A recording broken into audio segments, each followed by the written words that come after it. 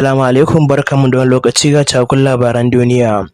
Inda tare da Iblis ta naira biliyan 193 da ta gano a wani wawan kame. Sojojin Najeriya sun fitar da wasu mutane da 'yan fashin daji suka kama.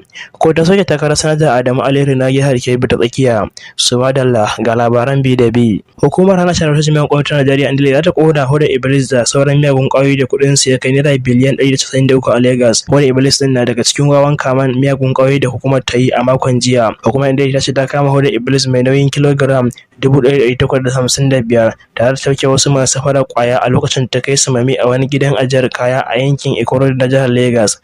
Kaman da hukumar ta ce ta yi shine guda ɗaya mafi girma a tarihin da yaƙi da miyagun ƙwayoyi na Najeriya. Ta wargaza shirin safarar ƙwayoyin da suka kai kimanin naira biliyan 194. Hukumar ta kuma ce ta kama dalalan ƙwaya 4 ciki har da wani ɗan ƙasar Jamaica da manajan gidan ajiyar kayan. Dakarun tsaron Najeriya sun fitar da mutum 7 a hannun 'yan fashin daji a Kaduna. Dakarun tsaro na Operation Post Sanity sun yi nasarar kubutar da fararen hula 7 lokacin da wani aikin sintiri a tsakanin yankunan Birnin Gwale zuwa Chikom.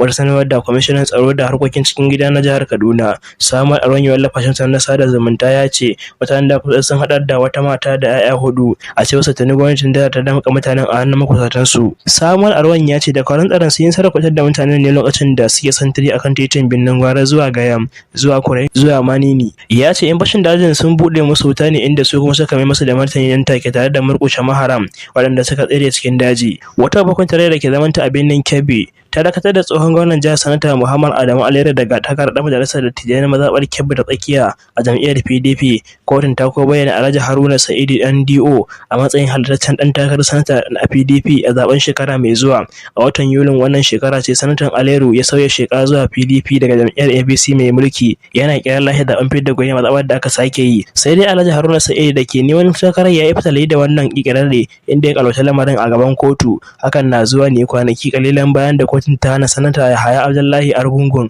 kasancewa dan takarar jam'iyyar a PDP a mazaɓar Kebbi ta Arewa. Shi ma ya so sheka ne bayan kammala zaben fitar da gwani.